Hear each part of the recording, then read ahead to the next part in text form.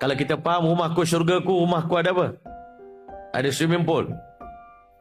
Kalau tak ada swimming pool, tak jadi syurga. Rumahku syurgaku apa? Dia punya meja makan dia, Masya Allah, beli daripada China. Lawa-lawa.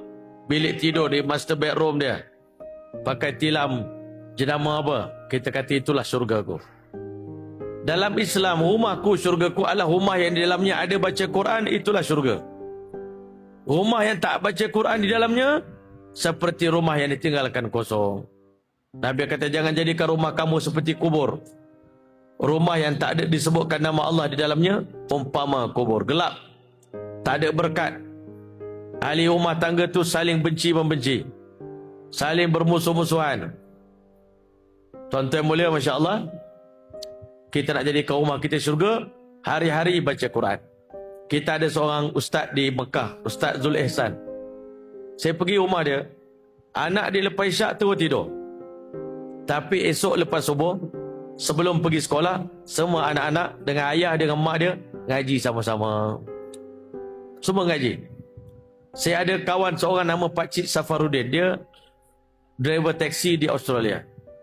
Dia dapat dakwah, dia tinggalkan Australia, dia hijrah satu keluarga dengan anak-anak dia pergi ke Pakistan belajar. Dia umur 50 lebih, dia masuk kelas dengan anak dia mengaji alim kelas 1. Anak dia kelas 1, dia pun kelas 1 belajar sebelah anak dia. Tapi dia buat tertib dalam rumah dia, hebat tuan-tuan, berkat kerja dakwah ni. Anak dia baca 6 juz satu hari dalam tahajud sebelum sembahyang subuh. Berkat dakwah tuan-tuan. Anak dia punya cerdik. Budak lain belajar kitab ni, kalau nak periksa hafal spot-spot periksa, anak dia hafal satu kitab. Hafal satu kitab. Dia boleh jawab periksa tu, dia boleh copy kitab tu yang dia mengaji tu. Punya cerdik. Sebab dia ambil Quran dalam hidup dia.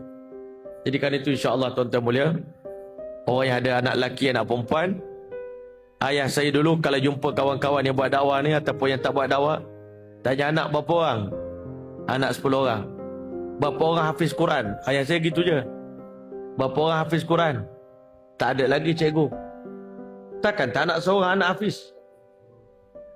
Itu je ayah saya jumpa orang. Anak berapa orang? 5 orang. Berapa orang hafiz Quran? Tak ada. Siapa nak syafaat keluarga kita nanti hari kiamat? Tuan-tuan mulia, tuan-tuan buat dakwah ni, takkan tak ada niat nak bawa keluarga masuk syurga. Bila anak kita hafiz Quran, dia boleh bawa 10 orang ahli keluarga masuk syurga. Kalau 10 orang anak, seorang pakcik saya jumpa, dia keluar 4 bulan di Ireland.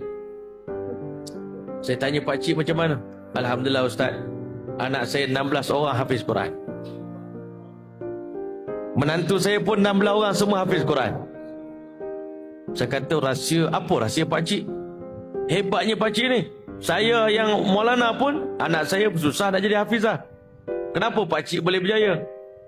Dia kata, Ustaz, kami dia orang kampung Ustaz. Saya ni kerja tukang kebun. Tak ada apa, ilmu semua tak ada.